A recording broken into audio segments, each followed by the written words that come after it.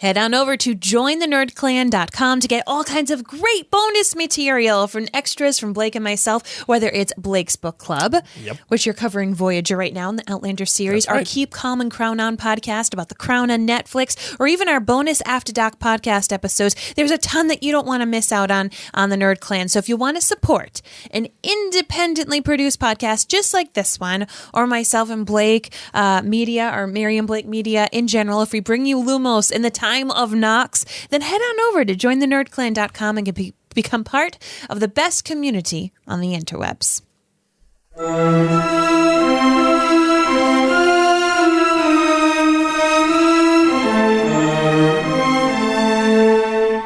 From Providence, Rhode Island, welcome to the Potterverse. It's a podcast dedicated to the book and film universe of Harry Potter. So grab your favorite wands and time turners, and let's step into the night and pursue that flighty temptress adventure.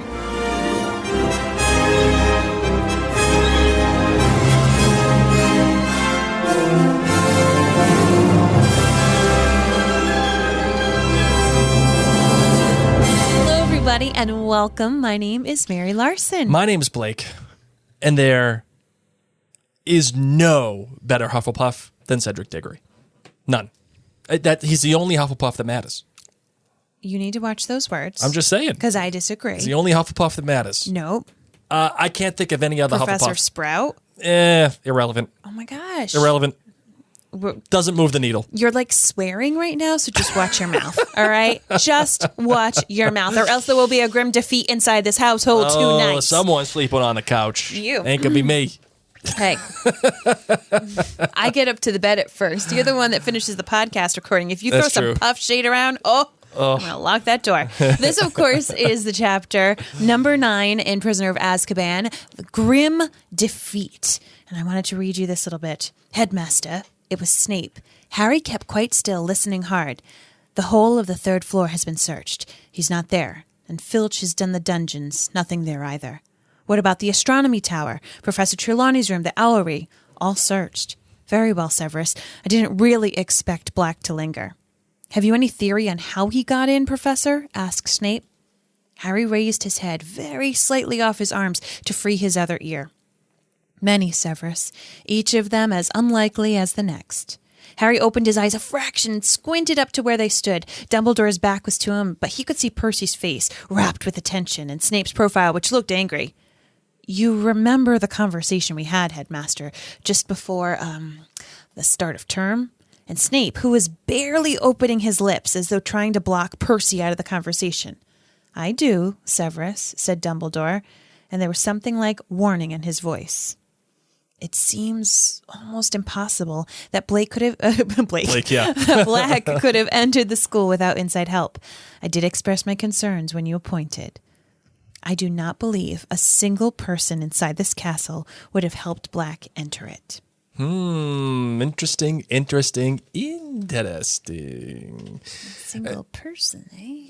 Especially considering what comes of the later half of this book, which is when we get some more information, which is very interesting for that fantastic read, even though you included me. It's because I love you so much, Blake. Yeah, right. I just need to drop your name in there as, convict running away from Azkaban. It's because you burn for me. I burn for you.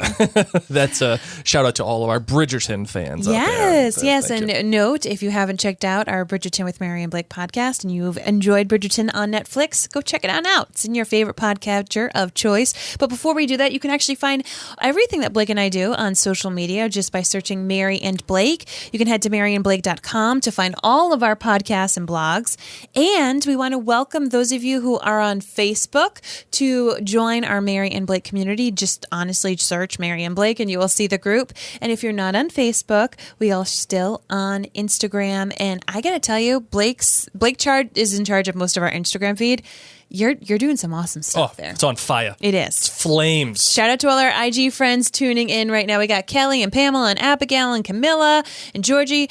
Everyone, if you're joining us live, throw up some emojis to let us know what house you're in. Okay? Yes, absolutely. That's what makes it fun. All right, you ready to get into the show, Marvin? I sure am. Let's do it. I solemnly swear that I'm up to no good.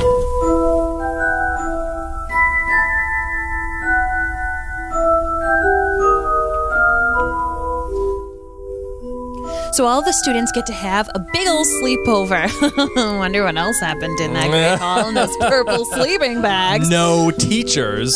Seriously, it was just Percy and the head girl. Yeah. You don't think anybody got a little frisky? You tell me Percy and Penelope didn't Percy would not. Percy is on his A game right now. Maybe he was feeling rebellious. This is a family-friendly podcast. Anyway, so they're all over there for the great hall. Quidditch practice is continuing to go on, and sadly, it has to be between Gryffindor and Hufflepuff. The Defense Against the Dark Arts class is taken over by Snape, and he wants to teach the kids all about werewolves. So she's like at the end of the book, so it's really weird because Professor Lupin isn't feeling good. Peeves wakes up Harry and is just a bother. Dude, and, super creep, by the way. Right? Blowing in his ear. Like, get out of here. And then during the Quidditch match, Harry sees the Grim, the big shaggy dog, while a lightning strikes. And all the Dementors try to suck all the happiness out of Harry, and he hears this woman's voice, and he ends up in the hospital wing, and his broom is broken. A lot happens in this chapter. And it's all within a very short amount of time. But it's just a terrible day. Terrible time for Harry. I'm on Burgundy? Oh, no. Nothing, Jon Snow. Sorry. You have to go back. It's okay. Just unplug it. No, we're good. We're good now. My soundboard has been acting very funny lately. So hopefully we're good now. Yeah, there you go. It just whenever I hit a button, it just decides to play all of my sounds all at once. It's all good, baby. So we're gonna try it again to see what happens. So we start things off, and where we left with the fat lady, her portrait being ripped, and this is why all the kids have to sleep in the Great Hall, as all of the teachers need to go and scour the grounds to see if Sirius Black is still here. Yes. Yep. And we get to hear that little conversation between Dumbledore and Snape that I read in the beginning of this episode. Actually, before we get into the whole podcast of it all, I do want to call out someone who's watching us live right now, Karen Hope. She is finally worked up the courage to post for the first time a Ravenclaw from Philly. Welcome to the party, pal. Welcome to the party. There you go. I'll just give that. I'm on Burgundy? Oh, no, it's doing it again. Blake, I'm going to have to. You know what? Unplug You have it. to go back, Kate. We do have to go back, Kate. I'm going to have to figure this out. This is not going to work for me today. No, you're just going to have to be sound free. It's the way to be. Well, the problem is it has all of our closeout music and everything on it too. So okay, so this, of course, we're in the school year somewhere around November. It's after Halloween because Halloween was when. Oh yeah, it is. It's November 1st because they ripped Sirius Black ripped the fat lady's portrait on Halloween. Sir Cadogan takes over the royal duty of making sure that he can guard the Gryffindor entrance, and we in this family love Sir Cadogan. Well, you guys do, because I find him a tad annoying. Changing all the passwords. Oh, he takes this so seriously. Trying to duel people. Who's worse, Cadogan or Peeves? That's the question. Peeves. Peeves' creep level went up. His creep level went up to at least a 9.5 out of 10. It was pretty bad. Blowing at a 13-year-old boy's ear. 4 in the morning. What are you doing, dude? You got some problems. That would freak me out to wake up to a ghost in my ear. You think? Nope, all set. If I woke up to you blowing in my ear, I'd be like, what are you doing? We're married, I don't know. I just got so freaked out with that. You know who was freaked out? Hermione Granger. It's her 3rd year. None of her friends seem to read Hogwarts: A History. Okay, she's sitting in the Great Hall. They're snuggled in their squishy purple sleeping bags. And everyone's like, maybe he can apparate. How did he get through? Maybe he could have flown in. She says, honestly, am I only person who's ever bothered to read Hogwarts history? Probably, says Ron. Why? Because the castle's protected by more than walls. There's all sorts of enchantments to stop people from entering by stealth. You can't just apparate in here. So all these different things. Plus they have the Dementors. But yeah, Hermione is just so over people. she's like, done. You guys know nothing. What is going on with my classmates? And then we have this conversation between Dumbledore and Severus. Of course, we know that Severus is talking about Professor Lupin. Severus and Lupin went to school together. Yeah. This is spoiler time for our friends who haven't read this, but you do find out that Severus, Snape, Remus Lupin, and Sirius Black all went to school together along with James Potter and Lily Potter, and Lupin and Severus and Sirius were chumps. They were in Gryffindor together. They were best friends. So Snape is saying to Dumbledore, I told you in the beginning of the school year, you probably shouldn't hire Remus Lupin. Right. Especially knowing his affliction. let's just say. And how nefarious is Snape being here with his lessons and being especially is it to warn the students that there is a werewolf in their presence, but in a subtle way, or is it really to have them just understand, or in a not so on the nose way tell them you better be afraid of this guy? I mean, part of me feels like this is payback. So once again, spoiler, Lupin is a werewolf. Yes. And that is why he is currently ill. He's just having some werewolf issues. That is why he had to drink the potion from Snape to help him with his werewolf-ishness. And yeah, it's weird because, of course, this is kind of how Hermione eventually pieces together that Remus Lupin is a werewolf, is because of what she's learned through her studies and through being reminded with Snape. But also, Remus Lupin, that stuff happened at the beginning of the school year with the Boggart and Neville thinking of Snape and Snape getting dressed up in Neville's grandmother's outfit. And here's Snape, and he finally has a chance to kind of get back at Lupin. And mind you, they seem to have a pretty cordial relationship. I mean, he is making him this difficult potion. Yeah. But part of me just thinks that this is his little way of I'm going to get back at you so that when you come back to the classroom and you say, so... did you guys learn about Hinky Puffs? And they say, no, we actually learned about werewolves. He's going to be like, oh, okay. Yeah, we're going to have to take care of that. I was going to skip that chapter. But is Snape being somewhat is he being somewhat informative for the sake of being informative? Okay, if this happens and if this guy's around and all of a sudden he wakes up feeling a little furry, is it so that they have a better understanding and maybe a better understanding on how to defend themselves? Yeah. Is there really an actual genuine move here to help the kids? I would say, if anything, it's two birds, one stone. Yeah, you're probably right. It's a win-win for Snape. It ain't going to hurt either way. Yeah, he's if Remus decides to bite a kid, they'll know a little bit more about what to do. But if he doesn't decide to bite a kid, he's still going to have a shock when he comes back to the classroom. Right. And he knows that the kid's opened up to 394. When you brought up Hermione in the history of Hogwarts, Mary, I do love one of our listeners here. Oh, yeah, Jennifer says Hermione's TED Talks make my day. I totally agree, Jennifer. They do.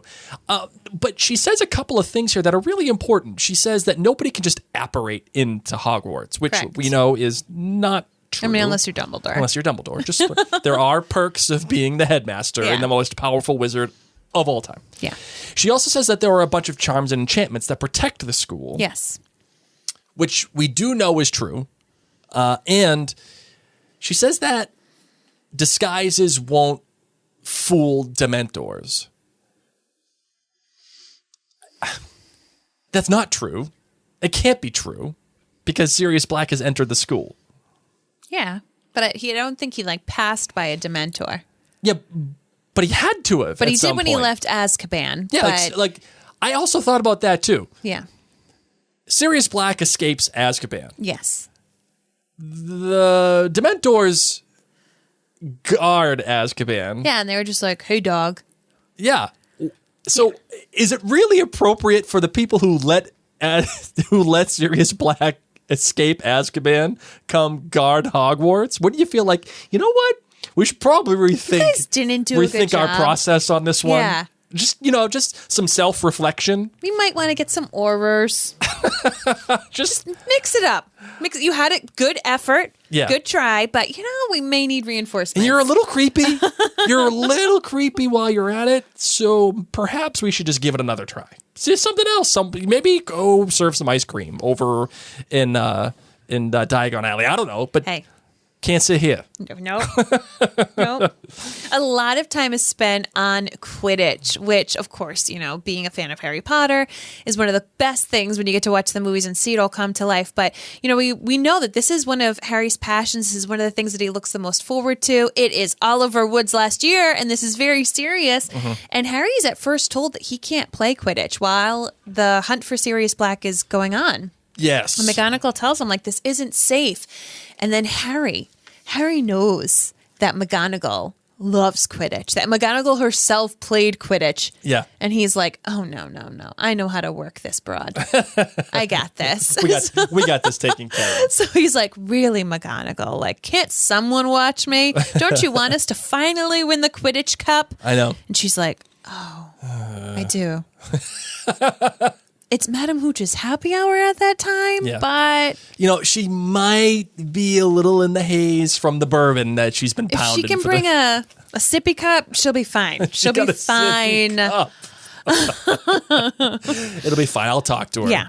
So he ends up being able to practice after all, which is quite exciting for him, of course. Yes. And then they find out that they're not playing the Slytherins. Draco Malfoy, who's now had an injured arm for 2 months. Yeah. It's November at this point. Right. Can't play. And really, it's because this terrible storm has rolled in, and he just doesn't want to play in the bad weather. Instead, they're going to play Hufflepuff with their brand new captain. Oh, Cedric the dashing Diggory. Cedric Diggory. And this is... a great way to introduce Cedric Diggory because it allows you as the reader to understand that he's handsome, he's dashing, and he's also a fair play guy. He's a fair play guy. He wants everything to be okay. He's such a freaking Hufflepuff. He's so good. He's such a Hufflepuff. And not only that, he's good. He's good at what he does. And it is not a foe, but just someone that Harry is certainly intimidated by. Mm-hmm. And I like that. I like that. Harry at this point so far is very low. And I don't think that it is a coincidence that Harry is at his lowest point when we're probably just short of halfway through this book. We are just short. And... you know, with the way that the structure of this book is working, we're going to get into as soon as, the next chapter hits or the next couple of chapters. I mean, we're going to get the Marauders map next chapter. Oh, it's boom, boom, boom. And that's when here. everything changes. As soon as the Marauders map enters the fray, the whole story changes. But right now we get to talk about Quidditch. Yes. And what I find quite interesting is, they don't have, backup players for... anyone. Most importantly, a seeker. You can't end the game without a seeker. So are you telling me that with Draco with his hurt arm, they don't have the JV team? They don't have a backup? I guess they don't. Apparently they don't. The other thing that's pretty cool is that they train based upon who they're playing, quite like real professional sports do. I mean, I'll be honest, I never trained like that in high school. I was never like, oh, this team plays this way. Actually, my volleyball team did, because my volleyball team was good. My field hockey team, they were just like, good luck, hit the ball. But volleyball team, I remember my captains would go to other games in their spare time to see the competitors, the top. We were all state champs, so they would go. Yeah. They would go and they would watch these people's moves and they would be like, okay, this girl, she always, spikes it to the left, and they would come in and tell us this stuff. And I was like, what? How do you have this much time? What are you talking about? Oh my gosh. Okay, so for Ponagansett School, we have to go. Okay, all right, we're going to do this. So that's probably what Wood would do. Right. Wood is Quidditch all day, every day. Yeah, that's when he's not in class or training his team, he is on the pitch watching everybody because that's how he knows. He's like, Cedric's got a mean swerve. He does. And he's dreamy. And he is dreamy. He is. He's so dreamy. I kind of wish... I understand why in the film he was not introduced. I kind of wish he was. And I kind of want Robert Pattinson to have been Cedric Diggory in the third movie. Just to have a cameo. Yes. I feel like that would have been a fun way to introduce him, especially knowing his role in the fourth book and in the fourth film. But Agreed. That's just me. That's just my nerd wish, I suppose. We spent some time in the Defense Against the Dark Arts, which, as we talked about in the previous chapter, is the best subject ever. Until Snape starts teaching it. Yeah. Because then it's a problem. And this was so conflicting to read because we know that Professor Snape has wanted this position forever. Right. He's really wanted this position, and he finally gets to do it for a day. I got to tell you, for anyone who's not a teacher, being a substitute teacher in a school where you're already a teacher has some pluses and minuses to it. Plus, you already know all the kids, so you're not just like a substitute teacher that was called in for the day. Like, he knows all these kids. He's like, oh my God, Hermione. Like, I just had you in potions yesterday, and you didn't raise your hand then that either. Like, what's going on? Yeah. So you know the kids, you already have a relationship with them. But the problem is that you lose all your spare time. So even though Snape is pumped about this, I feel like he's kind of like, oh, this is my planning period. I don't know. I think Snape's in on it. I think he's in on it because he gets to tweak Lupin. Oh, yeah. And he gets to tweak the kids. And he gets to call Hermione names. It's an unsufferable know-it-all or whatever it was. Gosh. And then the class stands up for her. The class who, everyone has called her an insufferable know-it-all. They all stand behind her. And Ron even stands up and he's like, what's wrong with you, man? Like, you asked a question. She answered said question. And Ron gets detention from Snape. And it's the worst detention. He has to clean out the bedpans, a.k.a. the poop and pee catchers. Yeah, not great, Bob. Without magic. Not great. No. I'm going to try the soundboard again. Ready? Not great, Bob. Yes, it works. It works. All right. Victoria on Facebook suggested I do a restart of my iPad, and it worked. All right. Thank you, Victoria. Appreciate that. We get to your favorite moment of the chapter. Oh, Peeves. What are we doing, guy? Oh, he's the worst. Like, I just feel violated for Harry even just reading it. It sounds terrible. It's wicked early in the morning, and he has his game later, and he's like, fine, I guess I'll go do something. And he stumbles over Crookshanks, who's like just messing around. Still trying to murder Scabbers. His murder game is that too. Like, my Instagram feed is on fire.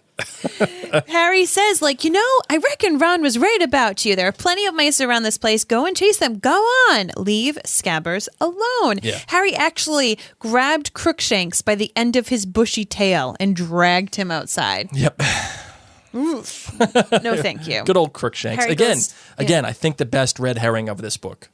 Crookshanks. Just still, Harry just happens to see Crookshanks chasing around all this stuff, and he's like, it just, as a reader, if you're reading this book for the first time, you have to think something is up with Crookshanks. Something is up with Crookshanks. I know, but more than that. More than what? More than the fact that Crookshanks is Kniezel, or more than the fact that Crookshanks knows that Scab is Peter Pettigrew. Yeah. Crookshanks is also telling Sirius what's going on. You forgot that part. I'm just saying. Okay. It's just a red herring. It's a something. Yes. And then we, of course, have our breakfast, and we head on over to the Quidditch pitch, where the description of this terrible storm and the amount of mud that is flecked all around these players is absolutely amazing. It gets so dark that Harry actually thinks it is nighttime.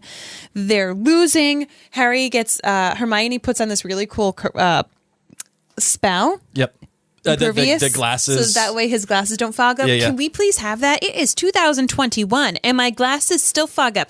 Anyone who wears glasses right now, if you don't wear glasses, you don't understand how big of a pita it is to wear a mask and glasses. Right. Okay, it's one thing to go from a hot place to a cool place, or if your kids have swimming lessons and you have to go to a warm, moist pool environment and got to take off your glasses for a little bit.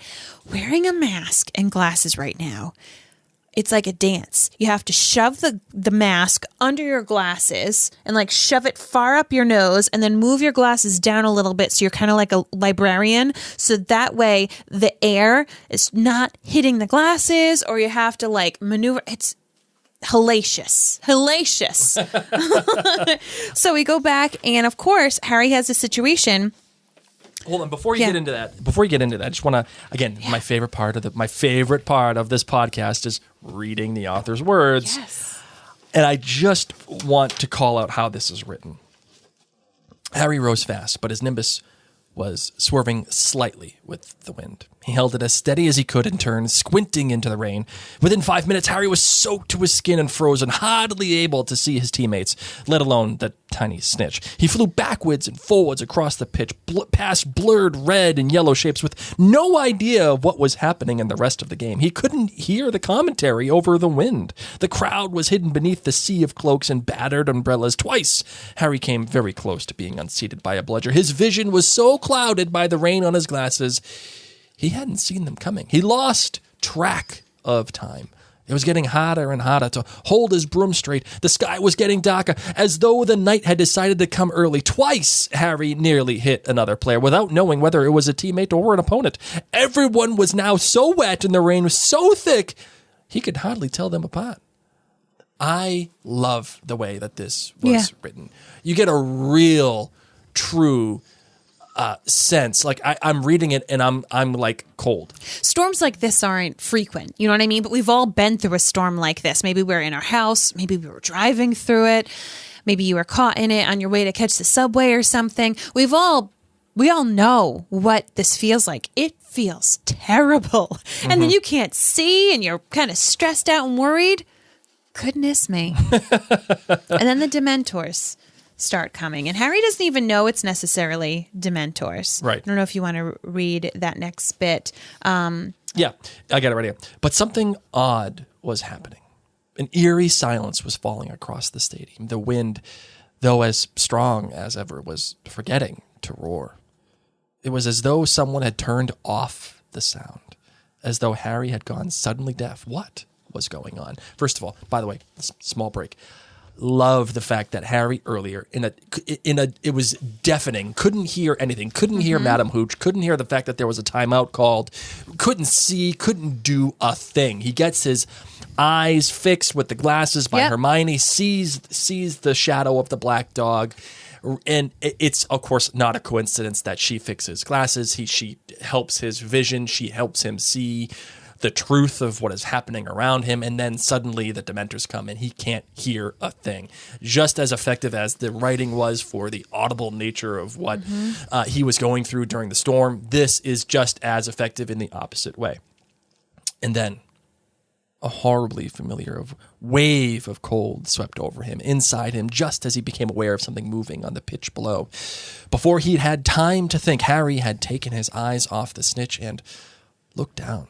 At least 100 Dementors, their hidden faces pointing up at him, were standing below. It was though freezing water was rising in his chest, cutting at his insides, and then he heard it again. Someone was screaming inside his head.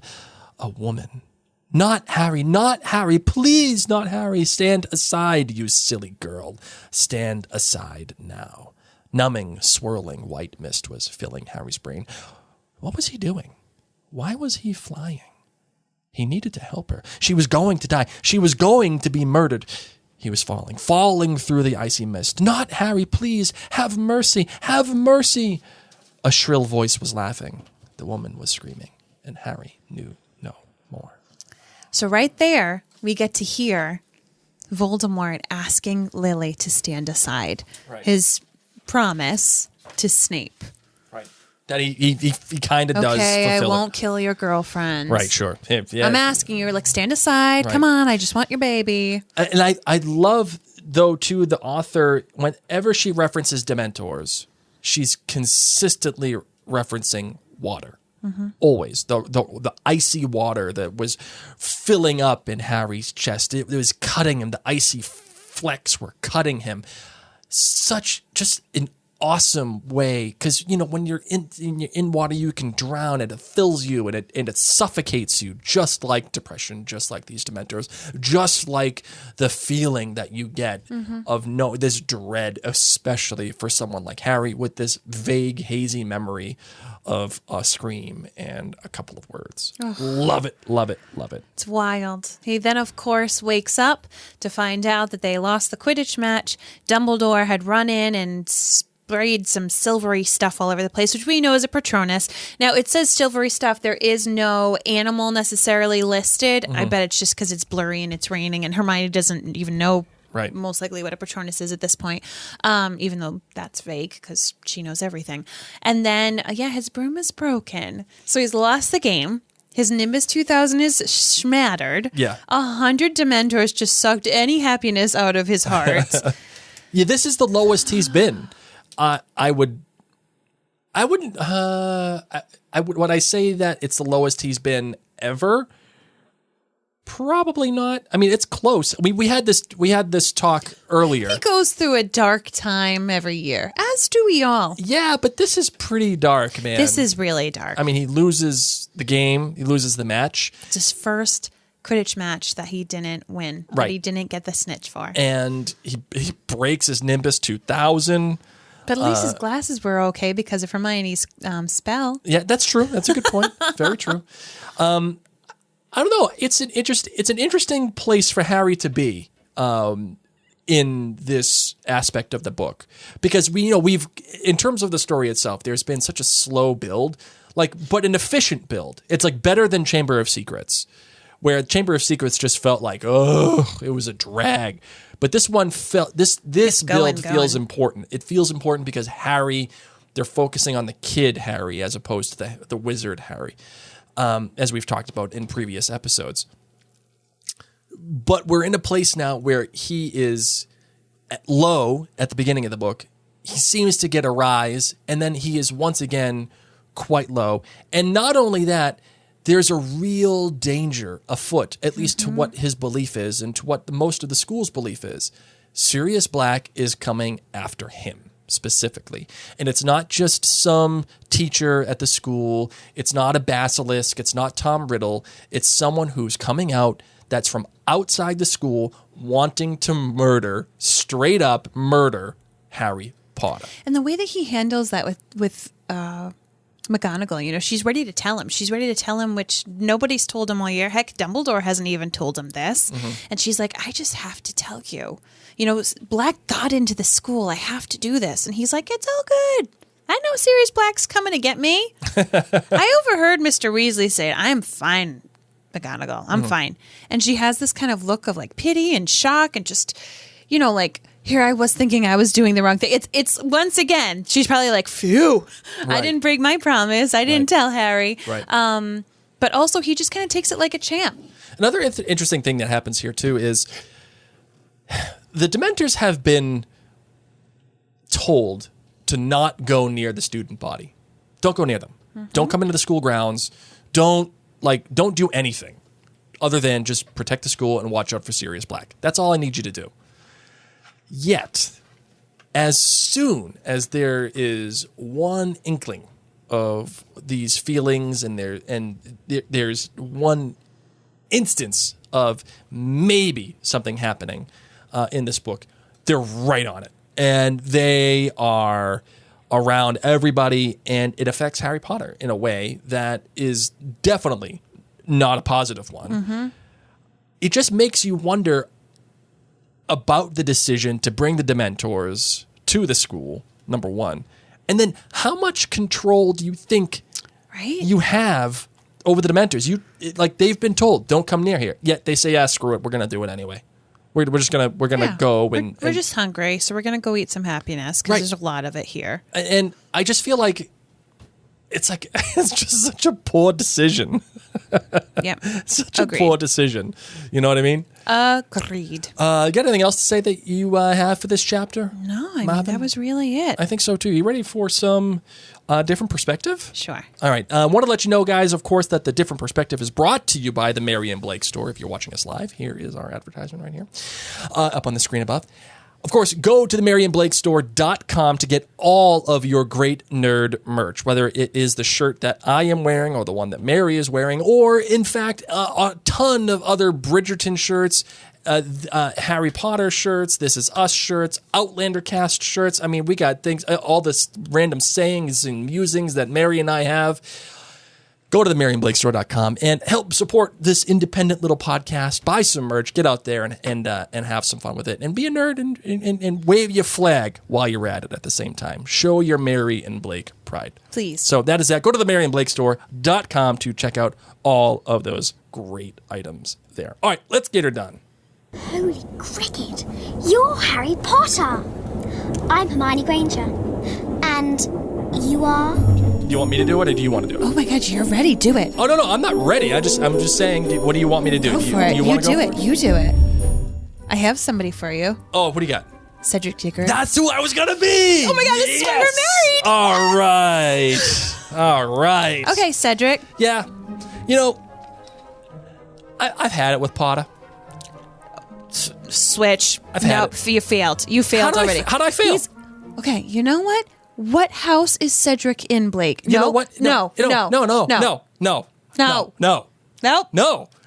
Somebody else. No, it's my You time. failed, Cedric. No. Fine. Okay. Go for it. This is subconscious stuff. I'm not saying. Listen, my attitude towards everybody in the school, great. I'm a great guy. I'm a happy guy. I'm the one saying, you know what? Maybe we should have a rematch. Maybe we should. You want to know why? You want to know why I'm saying that? Why? Because Cedric? I know we're not going to have one. I know. I already won it. It's my time. Hey, Potter with his scar. Gryffindor is 0 for a billion. They're 0 for a billion. And it's now Hufflepuff's time to win the match. You think I'm a nice guy? I'm going to play that card. But you know what I'm going to do? I'm going to win. I'm going to show everybody that I'm better looking, and I'm a better wizard, and I'm a better Quidditch player, and I'm a better seeker. It's my time. The rain ain't going to stop me. These Dementors not going to stop me. It's all to my advantage. I am the man. And it's okay to admit that. It's okay to say that. Because I'm Cedric Diggory. You see all them girls? They were laughing. They were giggling when I came up. I know they were. You are failing so much. How am I failing? Because the Hufflepuff Cedric Diggory would not be saying this. No, I feel like he would be. You want to know why? Because you're a Slytherin. I feel like he would be. No, because it's my time. It's my time to shine. Everybody's been talking about Potter. Everybody's been talking about him. It's my time. No, you don't think so? No. Why not? Hey guys, it's me, Cedric. Oh, fine. No, I won't even do it because I'll just come back one day later as Cedric. I just need to say... No, just do it. People, just do it. No, I can't. I will maybe one day later, but I just got to say, Blake, I think that you would be a great Slytherin and you would be a great Gryffindor. Fine. You know what? I'm not going to do different perspectives ever again. No, I just don't think you should do a Hufflepuff. Okay, you know what I should do as a Hufflepuff? What? No, I don't even want to know. You know what? Tell everybody what's on the floor of our living room. A bed. Yeah, and guess who's sleeping there tonight? Puff hater. I'm a Hufflepuff and nobody cares. That's okay. Okay. Everyone's saying no, Blake, Cedric wouldn't be like that. You want to know why everyone's saying that? Why? Because it's an illusion. No, it's not. It's an illusion. The Sorting Hat can read your heart. I've seen Cedric in the way that he just, in the fourth movie with Robert Pattinson, he just kind of hops off that tree and he just he's got that aura about him that he thinks he don't stink. No, he does not. He does a little bit. No, he does not. Does a little bit. Oh my gosh, can we move on? Because I'm about to get mad. Caitlin says, Cedric would be like, great game, let's go get a snack and a puff. Yes, seriously. Cedric would be just like, win or lose, this is a great time. I am so proud of my team. And he would have actually been prepping his puffs. He would have been like, listen, guys, I know we weren't ready to play this week. I know, but you know what? We're going to give it our all. And the weather's tough, but we're hardy. We're hardy Hufflepuffs. That's probably their phrase. There's your T-shirt for the week. Hardy we Hufflepuffs. Are hardy Hufflepuffs, okay? And a little rain isn't going to bother us. And yes, you know what? I know you're all freaking out about Harry Potter, but as your captain and as your seeker, I'm gonna do my best. I'm gonna do my best, guys. And who knows? I may actually get that snitch. It may happen, It may happen. You know, I've been practicing some new moves, and let's do this. Let's give it our all. Everyone who's expecting Gryffindor and Slytherin, you know everybody's bored. They're going to come to this game, and they're going to want to cheer for us. So let's go, Puffs. And then he goes, and at that timeout, he's like, guys, I think I have a chance. Like, Harry, he can't see. So this may be it, Puffs. Our hardiness is going to win. And then he gets the snitch. And he's so proud. And you know his dad. His dad's in that stance. That's my boy! You know? And then he gets the stitch. He's so proud. He turns around and sees Harry Potter flying, and he tries so dearly. He says, guys, that wasn't fair. That wasn't fair. We can do it again. You want to know what the problem is? You? No, it's not me. It ain't interesting. It's nothing interesting there. That's why nobody cares about Hufflepuff. Okay, let's move on because I will continue to get upset. Okay, is there an email? Yes, we do have an email. You ready to get to it? Uh-huh. Let's do it. Mail's here. Oh, man, this is good. You know why I wanted to do Cedric? You don't want to know why I did that? No. It's because... No. I'm going to tell you anyway. I know. It's because I like needling all the puffs. And I'm a puff at heart. I like needling them. I got to move the needle somehow. I got to get a rise out of you guys somehow. When I grow up, I want to be a puff. I'm just total Gryffindor, but one day I'll be a puff. I feel like we need the Michael Scott quote right now. It's like, I hate everything you choose to be. Why are you the way you are? Yeah, that's my life. Oh, wow. Look at that. Rachel just asked that. Why are you the way you are, Blake? Perfect. Because why not? All right, Blake, what's our email? The first one comes from Lacey. Actually, it's the only email that we have in particular. She says, hi, Mary and Blake. If you could be an animagus, what animal would you be? Lacey says that she would be a golden doodle, which is interesting. Very interesting. Yeah. A golden. I would not have thought to be a golden duty. Golden doodle. Golden duty. How about you, Marvin? What would you be as if you were an animagus? Like, do you have a choice to be what you are as an animagus? You can influence it slightly by strong emotions. Mm-hmm. So there's that. Okay, fair enough. Tonks's Patronus changes when she falls in love with Remus Lupin, for example. Right, but we're talking about being an animagus. Oh, sorry, animagus. I'm thinking Patronus. Oh, can you choose your animagus? I don't think so. Let's find out. I don't think you can. I'm gonna Google it right now. Okay. If I was an animagus, what would I want to be? I think I'd want to be a cat. I think I'd be a cat. Well, that's the thing. Like, do you have to be... you cannot choose your animagus animal, but realistically, an animagus is closely linked to your personality. Yeah. Okay, so there you go. Yeah, so I think I'd like to be a cat because there's a lot of cats in the world and like probably no one would notice me and it's small enough that I can slink around and do what I want. I'd be really good at jumping. I can see at night. Oh, so it's reasonable then that Wormtail, that Peter Pettigrew, is a rat because he is a rat. Yeah, he's a little freaking rat. Welcome to Harry Potter, Blake. No, I know, but when you start putting these things together and you realize that if it suits your personality, then yeah, you get it. Okay, that makes sense. I get it now. I get it. He's a rat. He sucks. Yes. So you be a cat, huh? Because you like to sleep. You like to walk around. Yep. You like to eat. You like to graze. Yeah. Yeah, I think a cat would be good for you. I agree. I think I'd be a bear. It'd be really hard to get around, Blake. Yeah, well, see, that's a question. Do you have to be like a regular animal? Do you have to be a domesticized animal? I don't know. Or can you just be any animal? You can be any animal. So there you go, Blake. You can be a bear. Let's see how that gets you in life. Well, you know, I'm a little cranky sometimes. Oh, man, I really want to sneak out of Hogwarts. Maybe no one will notice me if I change into my animagus form. It's going to be like the scene from Brave. Where you like freeze and you pretend to be a stuffed one. Yeah, sure. Why not? Oh, my goodness. I think I'd be a bear.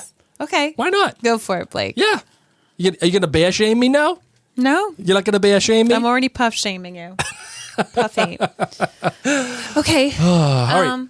So, now the listener questions time. Of course, for those of you who are joining us live, now is the time to have your questions for us.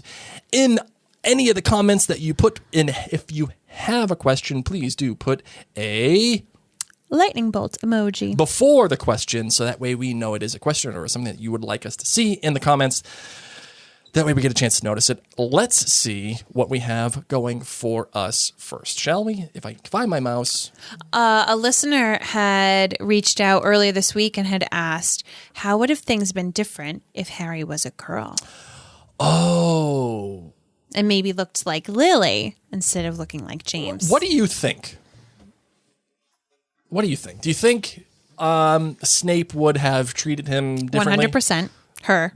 Oh, yeah, her, sorry. Treated her differently? If Harry was actually, what's a girl version of Harry? Harriet. Okay, Harriet Potter.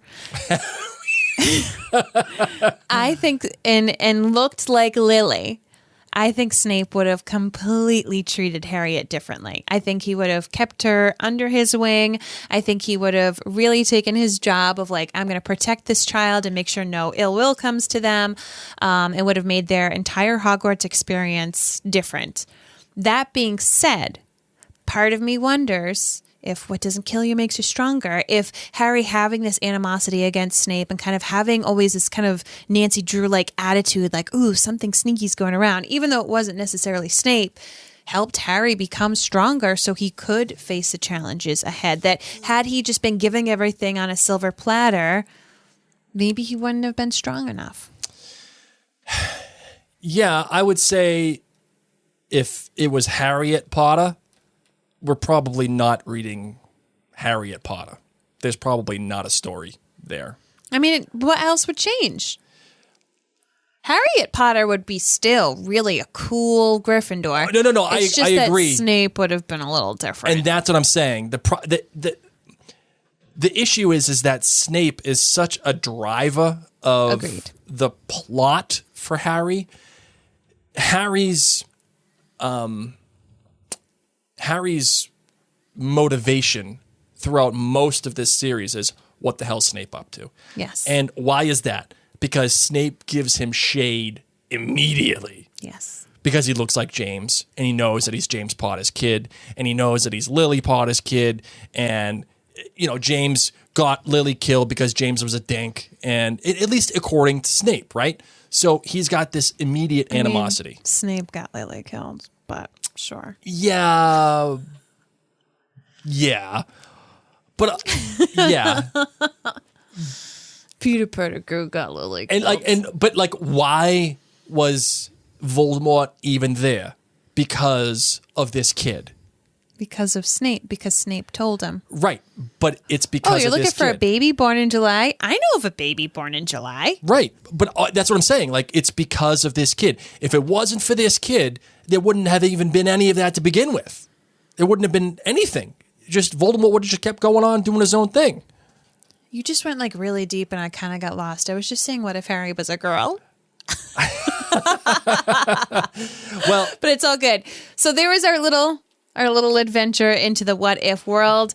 And Victoria says, well, sadly, the author chose, and also Harry, so that all the gender kids would read it without feeling it was for yes, chicks ladies. only. Yeah. Mm-hmm. Okay. So fair enough. Well, thank you all so much for submitting questions. And I'm excited. I'm excited to keep delving into it. It gets really, really fun here. Yeah, when we get to the middle of the story here, and we finally get to, I think, what might be the coolest magical item, I think, of the whole series, which is the Marauders map. Oh, cool. Would you agree with that, or do you think there are cooler? I don't know. I'll get back to you on that. I Yeah. have a hard time choosing things in Harry Potter. Interesting. Very interesting. Very Right. interesting. All right. Yeah. You ready to close it out? Yes. Let's do it, shall we?